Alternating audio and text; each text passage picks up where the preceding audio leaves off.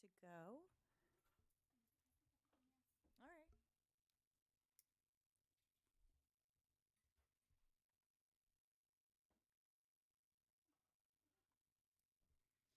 All right, well, welcome to our special meeting for Wednesday, April 23rd. We do roll call. Okay. Commissioner Benson? Here. Commissioner Freitas? Here. Commissioner Meyer? Here. Commissioner Kraft? Here. And Commissioner Lazar. Here. Thank you. All right. Commissioner Kraft is going to do a land acknowledgement. It seems appropriate that tonight, since our single agendized item is a waterfront usage plan, that we do acknowledge that we're sitting on the unceded territory of the Wiyot people, and that every place that we're talking about tonight was theirs. In this place we call Eureka, and they call Jerujiji, and we're all lucky to live. So I just want to acknowledge that. That's not the written land acknowledgement that I have in front of me, but that is the first thing I wanted to say. And the second thing I wanted to say was that often land acknowledgements are performance, but I'm proud of Eureka for taking real concrete actions that demonstrate that this is meaningful. Back to you, Commissioner Meyer. Thank you. We will do a salute to the flag. I pledge allegiance to the flag of the United States of America and to the republic for which it stands, one nation, under God, indivisible, with liberty and justice for all.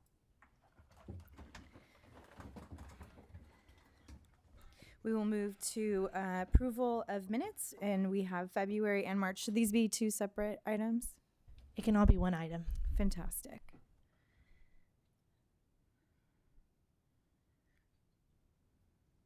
All right, I'll move approval Thank you. of both. I'll second. All in favor? Aye. Aye. Aye. Aye. Thank you.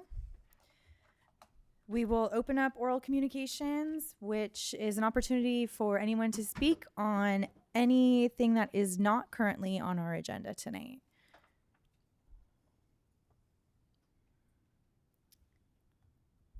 All right, looks like nobody. We'll close oral communications and skip to F, which is public hearing new waterfront Eureka plan. Hi, good evening, commissioners. I'll be the one presenting tonight on the waterfront Eureka plan.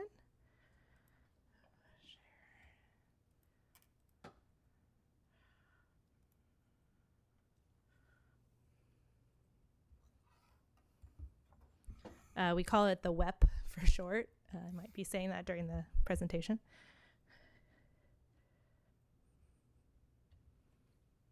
Oh, sorry, Derek.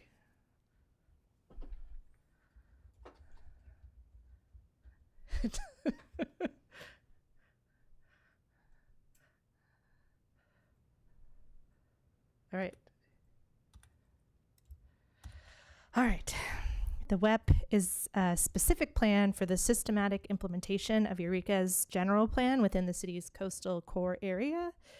This map shows the entire core area as defined by the general plan. This specific plan focuses on the three core area districts within the coastal zone, the commercial bayfront, Old Town, and the library district. Downtown is not included. The plan area encompasses approximately 130 acres. The impetus for the plan is the 2040 General Plan Land Use Policy LU 2.11, which calls for the city to initiate a specific plan for the core area to create a framework to focus community efforts and enhance the ability to attract funding for a reinvestment. The WEP was made possible by two state grants, an SB2 planning grant and a local early action planning or LEAP grant. Both are intended to accelerate and streamline housing production in the city. Senior Planner Castellano managed the grants. If there's follow-up questions, the grants also paid for the Old Town and Downtown parking study, which was completed by TJKM Transportation Consultants in 2022. The specific plan must be adopted by this summer to meet grant deadlines. The Waterfront Eureka Plan must be consistent with the 2040 General Plan. Appendix C of the plan document analyzes consistency with all of the goals of the general plan. And then in terms of required content, the WEP must include certain things to qualify as a specific plan under state law. Pursuant to California Government Code 65451, a specific plan must include text and diagrams specifying the distribution, location, and extent of the use of land, open space, and major components of public and private infrastructure, as well as standards and criteria for future development, and a program of implementation measures, including regulations, programs, public works projects, and financing measures necessary to carry out the plan. Public outreach on the WEP itself began in 2022, but we are building on the public outreach campaign for the general plan update that occurred from 2013 to 2018, including, for instance, a design charrette in November of 2015 to get community input on the future of the city-owned gravel lot on the waterfront between C and F Street. When we started outreach on the WEP, we actually heard from some community members that they expressed a bit of outreach fatigue, like, we've told the city what we want to see. Why more planning? Why not implementation at this point? But nevertheless, we did a bunch of outreach, which is summarized in Chapter 2 of the Waterfront Eureka Plan document, and includes community workshops and stakeholder meetings, an online survey, and a variety of committee, commission, and council meetings. There was also significant public comment received on the first public review draft of the WEP that was published in 2023. That is included in the agenda packet as attachment 5. And then there were also referrals to applicable local, state, and federal agencies in consultation with local tribes, presentations to Eureka Main Street, and a Cal Poly Senior Capstone project that included a walk audit in March of 2024. We also did a walk audit with Dan Burden in First Street at some point during this outreach process. I forgot to put that on there. So the WEP plan area is in the coastal zone, where development must be consistent with the city's local coastal program, or LCP. The LCP is comprised of a land use plan, which is the coastal element of the general plan, and the coastal zoning code, which is also known as the implementation plan. The land use and zoning components of the WEP will be incorporated into the LCP update, so you will be asked to review and make a recommendation on those portions of the plan again at a later date as part of the larger LCP update. And those portions of the WEP will not become effective until they are adopted by the city as part of the LCP update, and that update is certified by the California Coastal Commission. The Coastal Commission will not certify that document unless it is consistent with and adequate to carry out the policies of the Coastal Act. The Coastal Act policies that have the greatest effect on the plan area are those that call for the prioritization of coastal dependent, coastal related, and visitor serving uses over general residential and commercial uses. It's important to note that even though the WEP is called the Waterfront Eureka Plan, it is focused on just one portion of the city's shoreline, and that we have a lot of bayfront land beyond what is in the plan area. The plan area is where the city's LCP really prioritizes visitor serving commercial and recreational uses, whereas there are other portions of the city's shoreline that solely prioritize commercial fishing and coastal dependent industry, such as the fishing industrial district that is located directly west of the plan area's commercial bayfront. Okay, moving on to plan content. Chapter 1 is the intro. Chapter 2 is the summary of community outreach. Chapters 3 and 4 are mostly focused on the 3 plan area districts, starting with their existing conditions, then exploring 3 alternative futures. And then those futures were combined and molded into a preferred future or vision for each district, which was then translated into land use designations and then zoning districts. And the land use designations, which will be incorporated into the land use plan portion of the LCP, provide a general range of allowed uses and descriptions of desired character, and they set a maximum development intensity consistent with the 2040 general plan. The zoning districts that will be incorporated in the coastal zoning code, they detail allowed uses and development standards for each district, such as setbacks, building heights, etc. This slide shows the existing zoning for the plan area on the left and the proposed zoning on the right. Right now, the commercial Bayfront and Old Town have the same zoning. We are proposing to give Old Town its own district. The big difference is that the Bayfront districts allow and prioritize coastal dependent and related uses like fishing and boating, in addition to visitors serving recreational uses. We are also proposing to divide the commercial Bayfront into 2 zoning districts, the Bayfront Commercial and Bayfront Flex. They both allow a similar mix of uses, but the difference is form. The BC is envisioned as an extension of Old Town's multi-story mixed-use development, whereas the BF district allows for greater flexibility in building intensity and form. It can accommodate larger single-use developments like RV parks. The third big change is that we are proposing that the library district get its own unique zoning district, distinct from other office residential areas of the city, and we're proposing for that district to be a blend of office residential and neighborhood commercial. Chapter 4 also includes design guidelines, which are essentially a condensed version of the core area design guidelines adopted by City Council in 1997. New subjective design standards are prohibited in the state of California by the Housing Crisis Act, and that is why these are guidelines. They are non-binding recommendations. Chapter 4 also includes a new pedestrian passageway standard, which requires properties in the commercial Bayfront with 500 feet or more of frontage, such as the GNR Metals site shown here, to include a public access connection from the sidewalk on First Street to the Bayfront when they develop.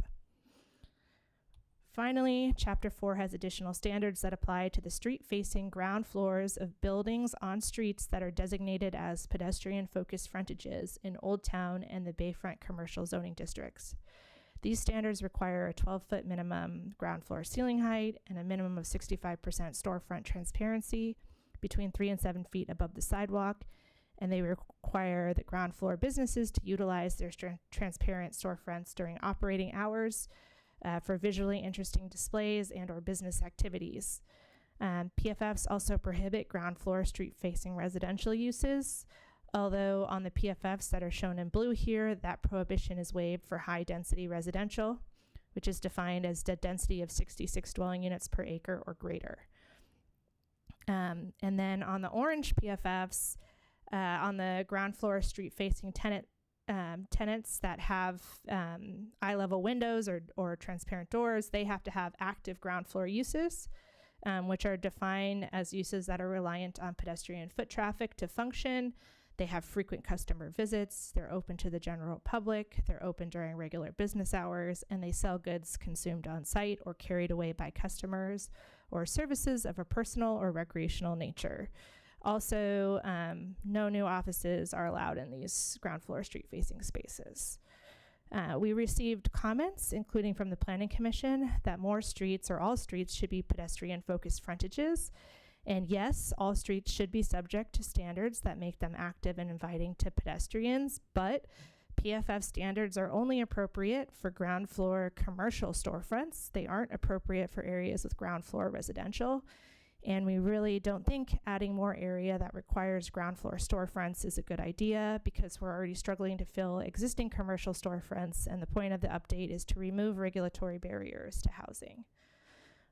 We instead recommend other standards to ensure all streets are pedestrian friendly, such as the parking standards that are in the inland zoning code that we would like to add to the coastal zoning code update that prohibit surface parking between the building and the street, landscaping standards that require landscaping in any setback between a building and a street, standards to ensure lighting and signage are pedestrian scaled rather than auto oriented, and we plan on adopting into the LCP update a zoning chapter dedicated to objective design standards, just like in the inland zoning code, that prohibit blank walls, require prominent street-facing entrances, and require architectural details, among other standards.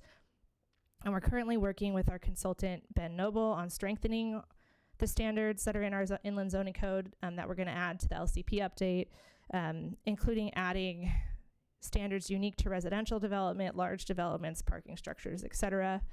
And because we want these objective standards to apply throughout the coastal zone. We're not proposing that they be included in the specific plan, but rather in the larger LCP update. At the last meeting, Commissioner specifically called for the 2nd Street Promenade to the Carson Mansion to be designated as a PFF. Staff continues to recommend that this area be appropriate for office and residential only developments, and therefore we don't recommend imposing commercial storefront requirements, but we would definitely want to add objective design standards to ensure active and engaging pedestrian environment. And we definitely hear and agree with the concern that this area feels unsafe for tourists because of its underutilization. And so I talked with our economic development staff and city manager about it, and we added 2 action items to the WEP. 3.2E is about investing and encouraging like short-term activation, like food trucks in the little pedestrian plazas. Seems like that would be successful given how many offices are a stone's throw away from this area. And then long-term, we want to give this corridor an identity through art and other public improvements like the F Street Art Corridor, but with a unique identity that celebrates its location both in the Cultural Arts District and in the designated Old Town Historic District. Okay, finally moving on to chapters 5 through 9. These chapters delve into unique topics: housing, mobility and access, culture and community, economy and infrastructure, and coastal hazards and climate change.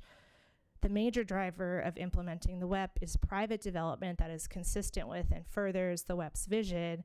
But there, in many cases, public projects, programs, and other actions are needed to supplement and entice new development. And these implementing actions are included in chapters 5 through 9, and they're grouped under overarching vision statements and strategies. Here are the 5 vision statements, one for each chapter. And under them, there are 21 strategies and 118 implementing actions, which are way too many implementing actions. So if the commission wants to recommend additional ones, please also recommend removing some. And how did we get to these actions? We spent a lot of time going through the public and stakeholder comments we received on the original plan. And we looked through all of our existing long-term planning documents and what actions are in there.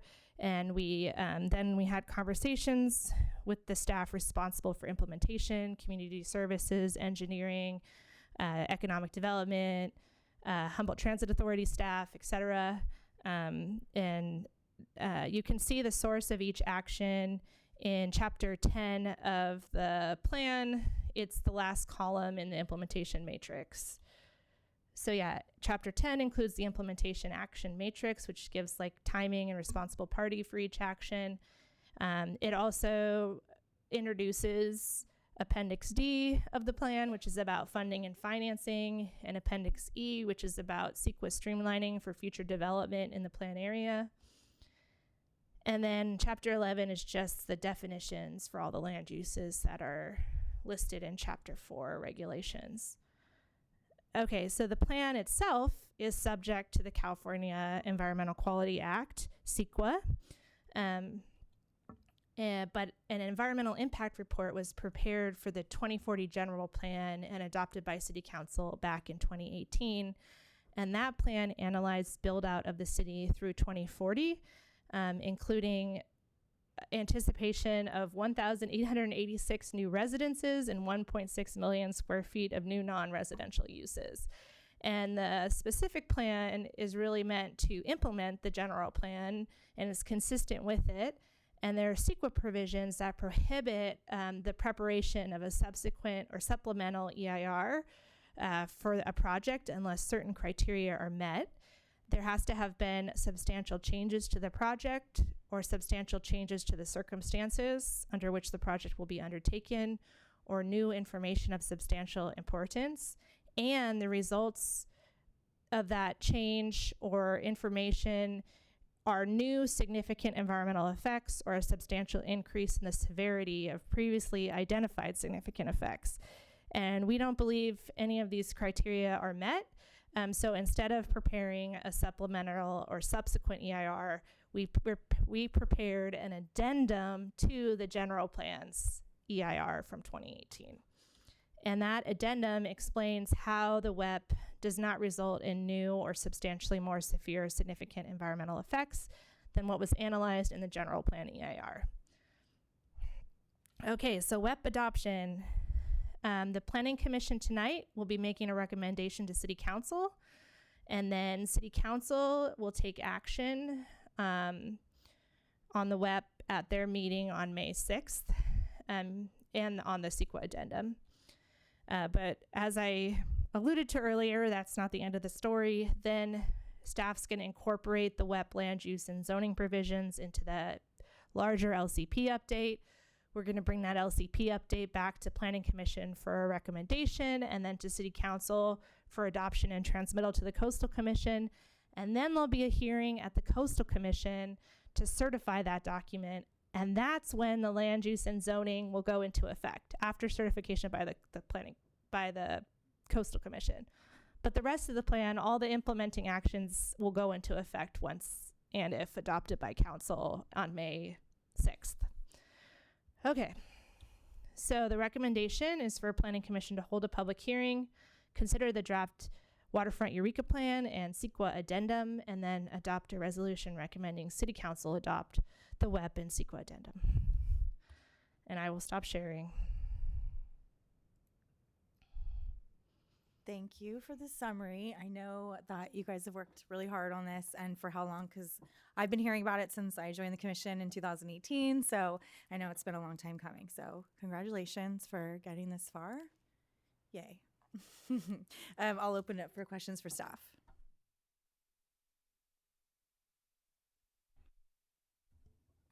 I have a couple. So you did well, first, let me echo the thanks. This is a significant amount of work. It looks very good overall.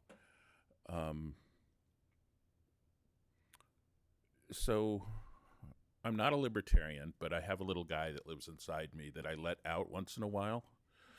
And he wants to ask what freedoms are gained and lost if we adopt this plan, if the city adopts this plan as written.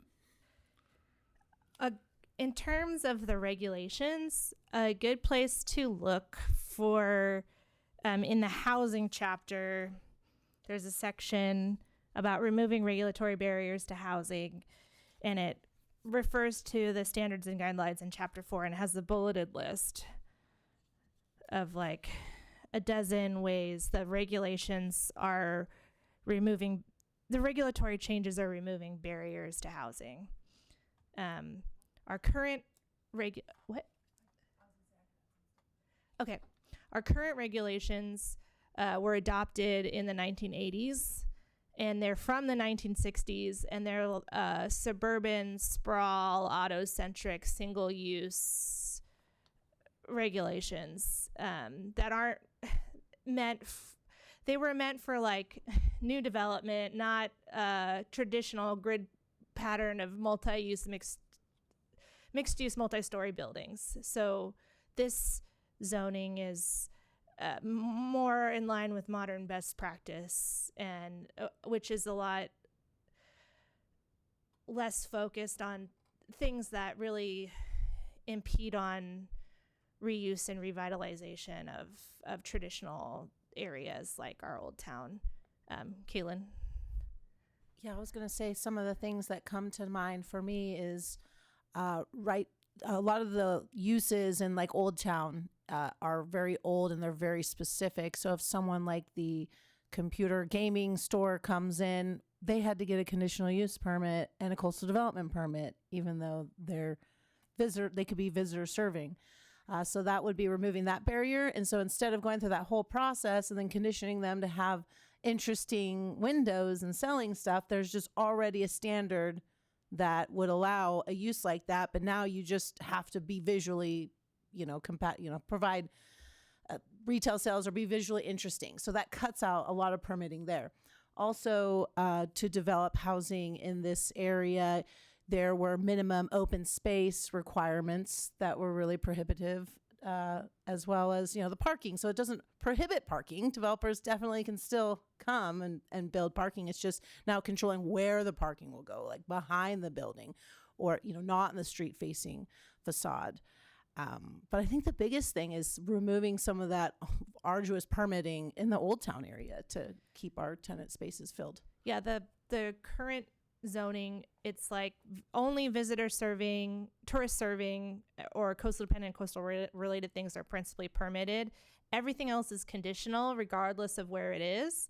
Whereas the new proposed zoning, it's really just being hard on the ground floor street facing tenants, and it's opening up.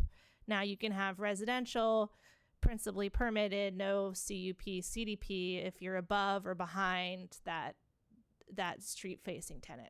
Okay. And I have another question about the local coastal plan and how this works together. But on that point, I'm assuming you've got a needle to thread here with the Coastal Commission, that you're trying to get flexibility in this coastal zone space, and you don't have unlimited ability to do that. So would I be right in thinking that this visually interesting ground floor street facing set of requirements has to do with that? Yes. Not just with that, but yeah, partially. Because right now, because the Coastal Act prioritizes visitor serving, our current LCP defines that as tourist serving. And instead of being focused on, you have to be selling beach towels, it's like, no, let's get at it being an active ground floor use that contributes to it being this destination that's visually interesting, that draws foot traffic. So you could have a corner store do that now, whereas before it had to be like a boutique clothing shop to qualify as principally permitted. Okay. And you did a great job of describing how the coastal plan, the local coastal plan, and this plan comport together, and what the phases are. I'm going to ask you to just give an educated guess on the time frame for the local coastal plan part of that. Yeah, so after this, if we can get to adoption of this plan, then the Gulch Greenway Ordinance is our next long-term planning priority. It's coming to you in beginning of May. And if we can get through that with council in June, the next priority is the LCP update. And now we have a deputy director who's in charge of permitting, so I can really dedicate time to these long-range planning efforts. All right. I thank you and my little friend. Thanks.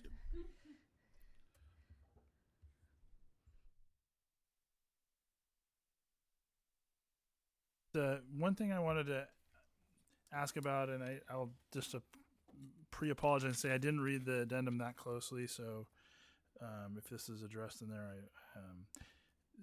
you said that we're tearing off of the EIR for the general plan, correct? Okay, and so the addendum approaches Correct.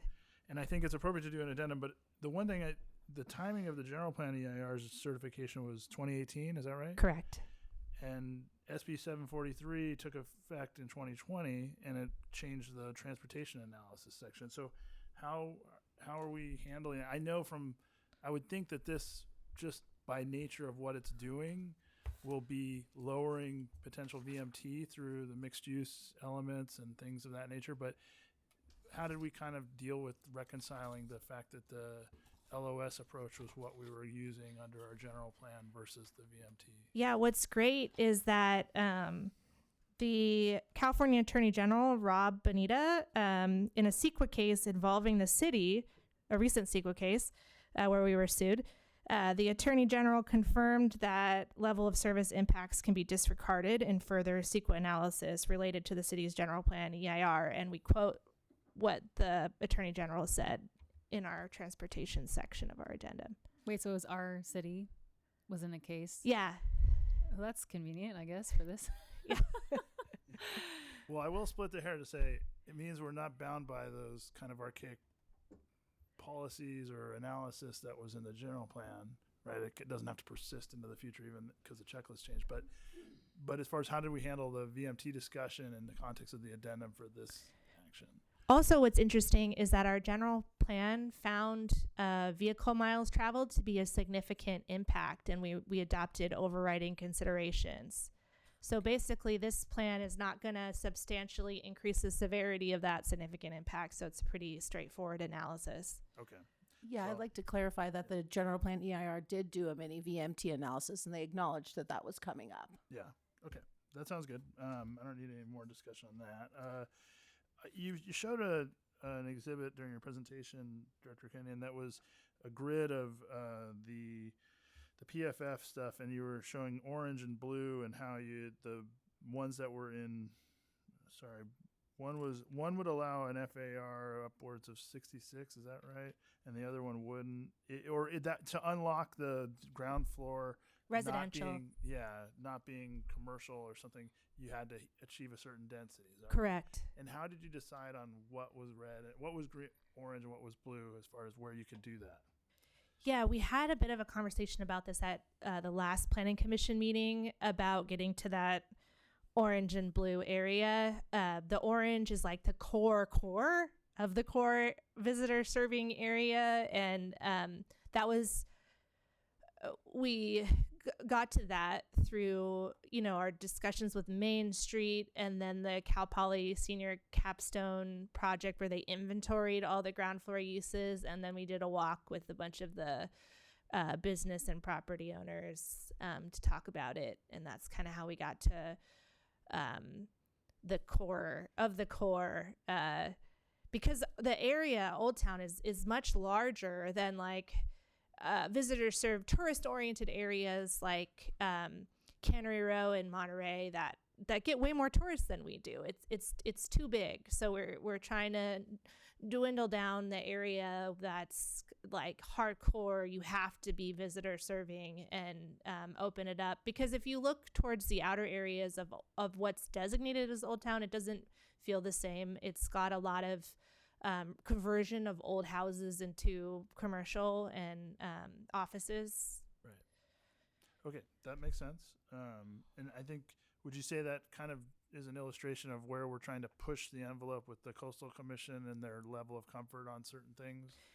Correct. And we got the idea from Half Moon Bay, who achieved successful certification of this active ground floor dependent use idea in their visitor serving core. So we're stealing from something that was successful with the Coastal Commission recently. So moving from that, speaking of the Coastal Commission and pushing kind of them on certain things, in the comments we received that you responded to from CRTP on a number of different topics with regard to policies in the plan, they acknowledge, and I can't speak to each exact policy, but they acknowledge that some of what they're advocating for diverges from the comments and the direction you were getting from coastal staff, right? And they acknowledge that might not jive well. I guess, correct me if I'm wrong, it seems highly unlikely that any jurisdiction drops something off with the Coastal Commission for certification and then it just passes with flying colors and doesn't get modified at all and gets adopted. It happens. But the Crescent City Harbor LCP update just recently got certified as submitted. That's my goal. We can do it. So I guess, okay, we could agree to disagree on the likelihood of that. I hope you're right. In my opinion, like, why not push the envelope if suggested modifications are going to be inevitable? Suggested. Yeah, that's why I don't want suggested modifications to be inevitable, because once they open up the document and start editing, they'll start to not think about it and edit more and more. If they have trouble justifying opening up the document in the first place, then that's where I want to get. That's my strategy. Yeah. It sounds like it's almost like you have some experience in this, but okay, so what I'm hearing, if I'm reading between the lines, is that maybe we're being a little conservative on some things that we could be more pushing harder on, but it's ultimately to try to have a successful first run at certification. And not let it get opened up to suggested modifications. Yes, that's exactly the strategy. Okay. And I think that's about it. I just want to, for now. Oh, You can tell me I told you so no, I don't want to. when it happens. I'm all for it. I haven't successfully done that yet, but that doesn't mean you can't. And if anyone could, I think you could be that person. So I will. I don't want to suggest that I don't have confidence in you. Yeah. So I guess this is a very specific question, and I don't know. There was in some of the comments from CRTP and the responses, you talk about the competing between the use of the former railroad right of way by THA for speeder rides, and how it may or may not be precluded by policies in the plan. That maybe down the road it would be, but in the short term it could still be accommodated to some extent. In its current draft, that's sort of where we've landed on it. There's nothing that explicitly forbids that. Correct.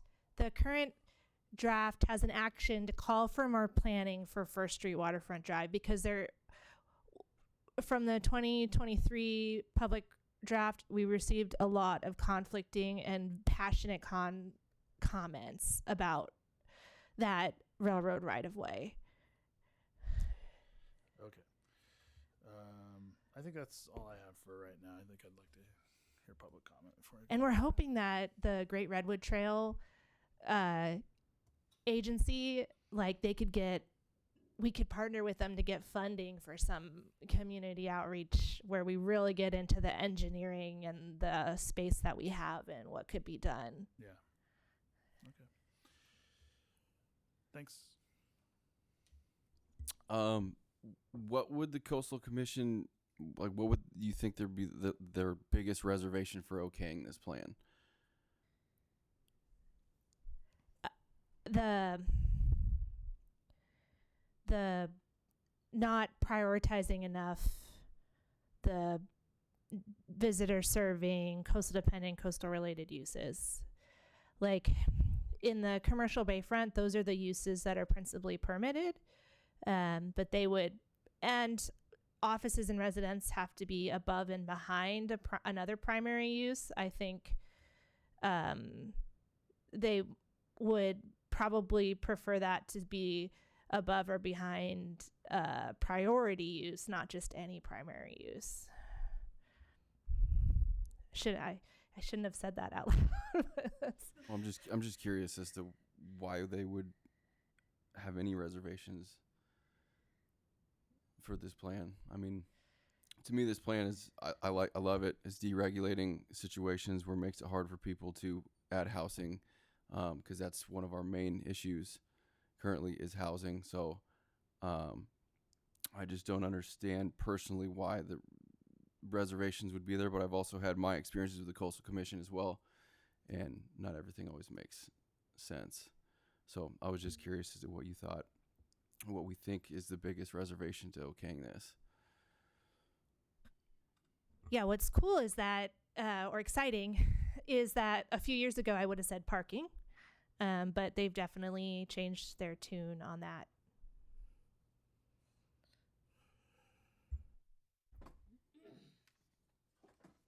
And I think they're kind of changing their tune on housing to some degree too. So hopefully we will get lucky. Luck favors the prepared, right? So hopefully we get through.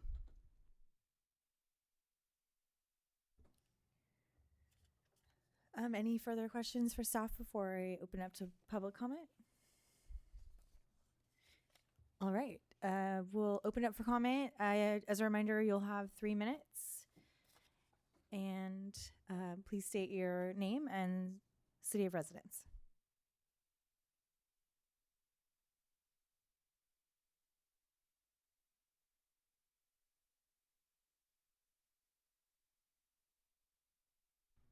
I'm Heidi Benzanelli, and I actually live in Cutton. But we are working on a project that is actually on the south side of 3rd Street, so it's not quite within your zone, but we are working a lot in Old Town. And when I moved here in 1983, and I lived at 211 2nd Street. So I remember when Old Town was really bustling, and there was people out all night, and music and dancing and general craziness, but it was a real eclectic mix of artists and loggers and folks in Old Town. And I've got the Planning Commission in front of me right now. So I want you all to be aware and be thinking about when projects come in front of you in the future, that the historic integrity that you guys have outlined in section 3.5, the historic character of our community is what draws tourists here. And it's easy to come in with brand new building plans and meet all those things in the checklist that we want 12-foot ceilings facing the street and whatever. You can just say, here's our new plan and we're going to do that. But I think about some of the buildings like the Shanty. What if they want to get a permit and do some stuff there? Their ceilings aren't 12 feet. They don't have that front-facing things that you're talking about in here. And the white distributing next door. I was walking through my neighborhood in my mind in this meeting, and I don't want to lose the historic integrity and character that our community is now by trying to meet really rigid standards. So I hope as projects come in front of you that preserve places that already exist, make it possible. It's really hard. It's hard to meet all of the standards already, not even inside this zone. And it takes people who come forward with the passion and the commitment to preserve the character and what Eureka was and can be again, a welcoming place for people to come and travel. I want you I know when Wingstop comes and Starbucks comes and all these places come, they've got these great plans and they're easy to stamp because they're engineered and they've been through all the legal stuff, but it isn't who we are. So consider the decisions that you make as decisions that will guide our future. Thank you. Thank you.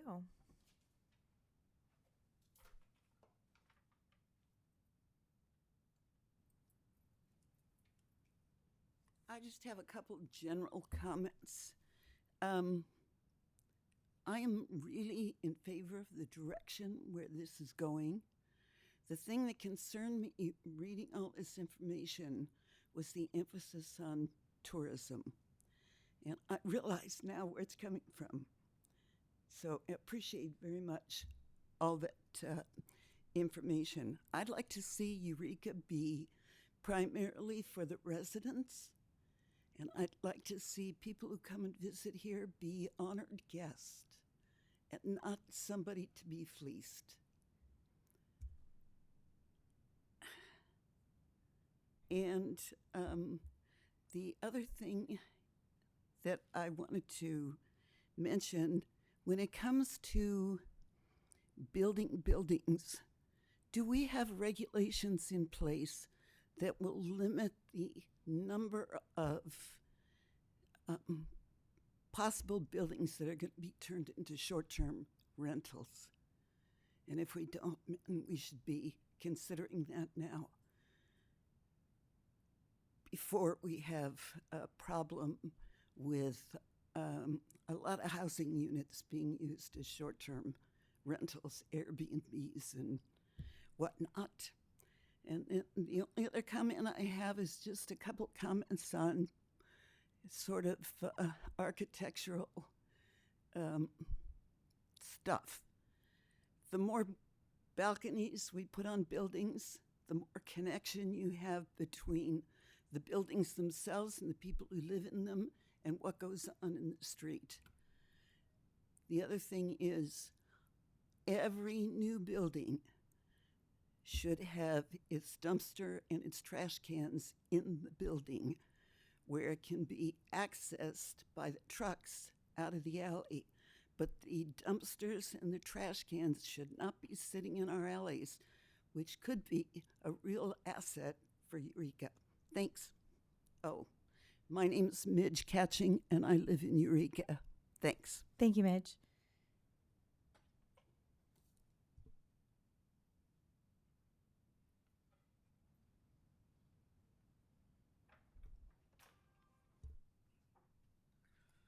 Hi, Greg Pearson from Eureka, and we have some property on foot of F Street on the bay. So we're very interested in what's going on with this. As far as the document, when was this this existing draft? When was it posted and noticed? Because this is the first time I've had an opportunity to read it. I guess it was put on the website in March, but I don't recall getting a notice on that. And as a property owner, it'd be nice to know. But I think this is the first time that I've heard. I mean, I've been involved in some of the charrettes for the last 5-6 years, but this is kind of the first time I've actually seen the document. And we tend to generally keep pretty up on this stuff. And I'm wondering if that's why it's a little quiet out here, because maybe a lot of people don't know. Anyway, I wasn't that aware of it. So hopefully, I don't know if you're planning on passing this tonight or not, but I just don't know how much public notice there was about it. Anyway, second, offices. I had a question on that. It looks as if you wanted to put an office on the area on the property, it has to be kind of hidden from the public areas if it's on the ground floor. Is that correct? This is just a comment, so you're welcome to make your comments, but not question and answer. Okay. What it looks like to me is you can't put an office on the second floor unless it is coastal dependent, or you have to go through a conditional use permit. And I just want to confirm that's the case. I think offices up there overlooking the water are great. I think economically they're viable. And you need some things. The foundations in that area are extremely expensive. And you're limited on what you can do on the ground floor. So you need a lot of flexibility on the upper floors to make these projects pencil. And offices up there are, waterfront offices pay. And that's how you can pay for your piling and all the other stuff. So having to go through coastal or a conditional use permit would be unfortunate because the only other exemption is if it's ground floor, and you can't really do that unless it's hidden. Nobody wants it. The idea is to have a view, so that they won't get a view. So it has to be a coastal dependent use for an office, or you have to go through a coastal development permit. And I just think it should be principally permitted for offices. Vacation rentals. We have vacation rentals now, a couple of them, and I think they are exciting. They bring people down to the boardwalk. They love the view of the bay.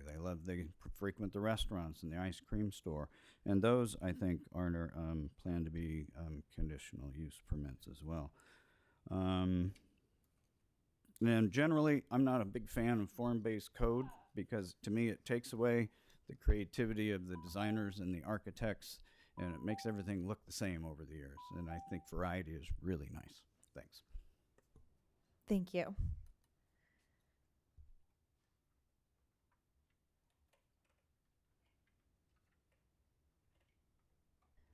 Any further comment from anyone in attendance? I don't see any hands raised on Zoom. Okay, we will close the hearing and bring it back to the commissioners for a motion and discussion. Yeah, I didn't see any hands raised. Did you?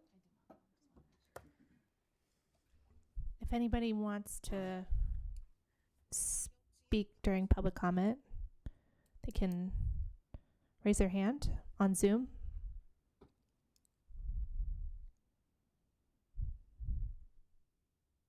Can I just say I'm sorry there aren't, and I'm surprised there aren't more people here. Thank you for your comment, Midge. I'm not. Okay, we'll bring it back to commissioners for a motion and discussion. If you would like to maybe take 1 second and address the noticing question from Mr. Pearson, that'd be great. Yeah, we gave a 20-day mailed notice, and we put a notice in the Time Standard 20 days ahead of the hearing. And if Raylene is still here, she can look up. Oh, go ahead, Raylene. No problem. So the public hearing notices were mailed why we had to hold the special meeting instead of our original. And it proof that it was in the newspaper on, sorry, I'm looking that up right now, on April 2nd. It posted in the newspaper, and unfortunately I'm looking for Pearson, but I know you've got multiple different company names, so I'm having a hard time finding where your notice went, but I will continue looking into that and I will figure it out. Also, we printed a bunch of the notices and took them down around the plan area and posted them. The difference here than other recent planning efforts is that we didn't get a free newspaper article, which we usually get in the last Coast Outpost and Time Standard about an upcoming planning effort. And I think it's part of this fatigue. Like, I talked to some city council members and they were like, didn't we already adopt this plan? So, yeah, we did not get that free advertising we usually get. I would agree. Like you said, it's been talked about since I came on the commission in 2018. And just to address Midge, just to get this off the plate, but Commissioner Kraft, can you refer her to the meeting that you gave your presentation about the short-term rentals so she could look back on that? I don't actually have the date of the meeting, but I can do 30 seconds on the process. So vacation rentals have been a concern, both for citizens and for this body. Commissioner Mayor, Chair, assigned Commissioner Lazar and I, along with Director Kenyon, to do some research on the topic, come back to the commission with a draft. We did the kind of iterative thing, eventually went to the city council with a number of recommendations. I'm not going to say that they loved everything we had to say, but in general, we have taken that very seriously, and we're a quasi-judicial body, so we don't make policy here. We read rules and try to apply them as best we can. So we have made recommendations to the council that would not immediately restrict a lot of vacation rentals, but would seek to set a cap so that we don't I don't think we're going to turn into Trinidad, but in that way we don't want to. We don't want 40% of our housing to be done that way. And simultaneously, and previous to our efforts, the city has been doing a compliance drive to actually get permits done for those operations that are currently working as vacation rentals, but don't have a business license, aren't paying transit occupancy tax and that kind of thing. They've got a skilled consultant who's going onto all the sites and saying, okay, we're finding these addresses that are advertising as vacation rentals. They should be in compliance. So Director Kenyon may add a little bit more on what might come next, but that has been the Planning Commission's involvement in the last couple of years. Thanks for that. That's a bit out of order, but anyway, we will bring it back to the commissioners for a motion and further discussion on the waterfront Eureka plan. I had just one additional clarification for Mr. Pearson, which is that we are not adopting the plan tonight. We're making a recommendation to the city council, so there will be additional opportunity to attend a meeting. And I was hoping staff could speak a little bit to the comment we got about expansion of non-conforming uses. Could you just, if there is anything in the code about that, I off the top of my head don't know the answer to that. The questions from Heidi Benznelli? Correct, yeah. If the Shanty wanted to expand, I don't know how they would expand it, but So for the pedestrian-focused frontage standards, we really thought about not screwing over existing historic structures. So the 12-foot minimum ground floor ceiling height, it applies to all new buildings. And the storefront transparency, 65% minimum. Basically, our non-conforming provisions say you just can't become more non-conforming with that. So if you're at 30% now, you just can't go to 25%. And then the active ground floor dependent use locations, those apply to all new buildings. and to existing tenant spaces with transparent windows or doors providing eye level views. So if you have into the building from the adjacent sidewalk. So if you have an existing ground floor space that doesn't have windows, you don't need to comply with the active at eye level, then you don't have to comply with the active ground floor use provisions. That's really helpful. Thank you. And I feel like that's fair. I don't have any other comments. I'm ready to adopt this when the rest of the commission is. Thank you. If you're prepared to make a motion, we can bring discussion and go from there. Boy, howdy, let's do it.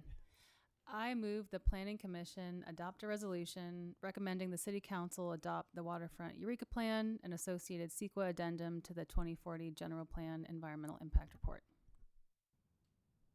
And I'll be happy to second. Further discussion? Comments? Addendums? So I'll just say real quick, I'm pleased with the plan overall, and while I'm sensitive to some of the public testimony about the shortness of the time frame leading up to tonight's hearing, I'm also comforted by the fact that it's been a long process, as you said, and I don't think that the changes that have been done from the 2023 to 2025 vintages of the document are so profound that they're to be surprising to anyone. So I think it's really just dialing things in, and I feel comfortable taking action tonight. I agree. I know that you guys worked really hard, that you're trying to mitigate comments from the public as well as adhering to standards. So I appreciate your work on that, and also trying to keep the unique flavor and charm of our old town. I will, let's do a roll call vote. Actually, I have an oddly specific thing. So if there were other people who wanted to talk about this in general, I'm not seeing you two jumping in. Okay. So I was copied on a public comment that is actually about the local coastal plan that was sent to Director Kenyon. And there is part of that I think is germane to what we're talking about tonight. And we don't have to do anything with it tonight, but I'll put it out there. This was from Ken Bates, a commercial fisherman who has presented to this body and a number of others. He's a pretty active guy on behalf of fishermen. And he suggested or requested that the Planning Commission appoint a subgroup that would look at how Eureka might uplift the commercial fishing industry, and suggested 1 or 2 commissioners, planning staff, some number, probably 1 or 2 commercial fishermen. So, you know, I am not, I'll look at council and staff, on legal counsel and staff, I should say, on how that might happen, and, you know, whether you as chair want to do that. I have business ties to commercial fishermen, so I have skin in the game for better and worse, but I would be happy to be either one of 1 or 1 of 2 commissioners if that's appropriate, and if that body was put together. And Director Kenyon, you know the bandwidth, so maybe you want to weigh in on whether. I think we should agendize this to discuss it. Okay. I agree. All right. I like that. I did what I intended to do, and I'm prepared to vote. Thank you. Let's take a roll call vote. Commissioner Benson? Yes. Commissioner Freitas? Yes. Commissioner Kraft? Yes. Commissioner Lazar? Yes. And Chairwoman Meyer? Yes, Thank motion you. carries. Motion carries. Thank you. All right. We will close the public hearing, and it doesn't appear that we have any director's reports or communications needed to add, except for we're going to add that agenda item. Thank you for that. All right, we'll adjourn. Thank you for being here.